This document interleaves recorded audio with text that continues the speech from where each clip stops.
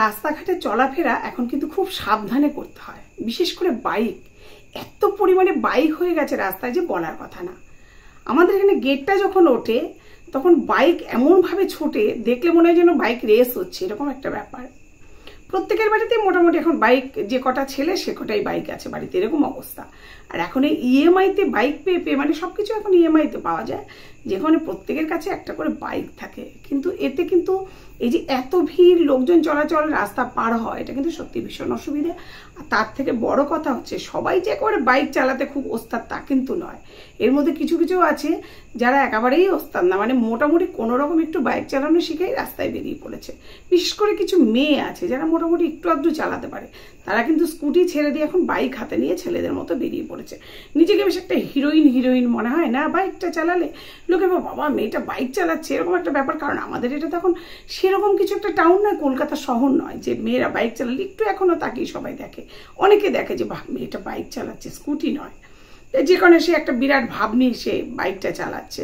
তো ওখানেই কিন্তু গন্ডগোলটা তৈরি হয়ে যায়। আর কিছু আছে যারা তো মানে সেই ব্যাপক জোরে চলে, তেমন তার বাইকের সেই শব্দ করে সে যেন হাওয়ায় উড়ে উড়ে চলে যাচ্ছে।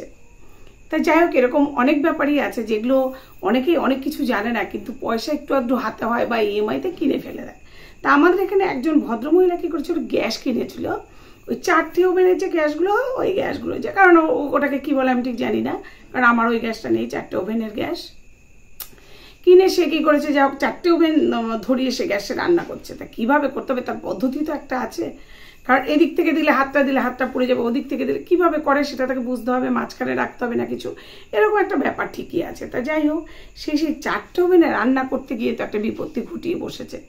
তা তাতে করে প্রচুর লোকজন জড়ো হয়ে গেছে যে যা বাবা এই বাড়ির বউটার কি হলো, ছুটে সবাই এসছে।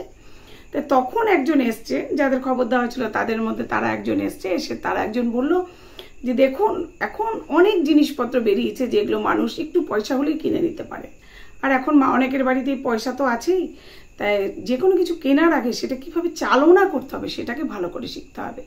পয়সা হলো আর আমি দুম করে কিনে ফেললাম, কিনে নিয়ে চালাতে শুরু করে দিলাম, সেটাতে কি করে কি করতে হবে না জেনে, এটাই তো গন্ডগোলের কারণ হয়। তা এতে কি হয়, এতেই মানুষের বিভিন্ন বিপত্তি ঘটিয়ে বসে, বিভিন্ন রকম দুর্ঘটনা ঘটে যায়।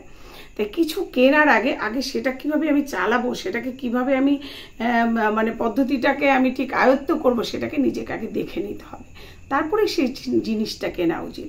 পয়সা হলেই কিনে ফেলে নিজেকে বিপদের মুখে ঠেলে দেওয়াটা কিন্তু একেবারেই ঠিক না। তো ভদ্রলোক ওই কথাটা কিন্তু আমরা যতজন লোকজন ছিলাম প্রত্যেকেই বললো যে যাই কিনুন আপনারা কেন, সেটাকে একটু বুঝে নেবেন যে কিভাবে আপনি সেটাকে পরিচালনা করবেন। এটা বোঝাটা কিন্তু খুব প্রয়োজনীয়, কারণ এতে না হলে আপনারই জীবন নিয়ে সংশয় হতে পারে। সুতরাং আপনাকে সেটা বুঝতে হবে। এই বাইকম্যানদের কথা বলতে গিয়ে আজকে আমি এই কথাগুলো বলে ফেললাম। তো সত্যি কিন্তু তাই, আমাদের পয়সা হলো আর দুম করে কিছু কিনে নিয়ে সেটাকে চালনা করতে শুরু করে দিলাম, কিন্তু আমি জানি না এটা কোথায় দিয়ে চালালে কি হবে, এতে নিজেদেরই বিপদ বাড়বে।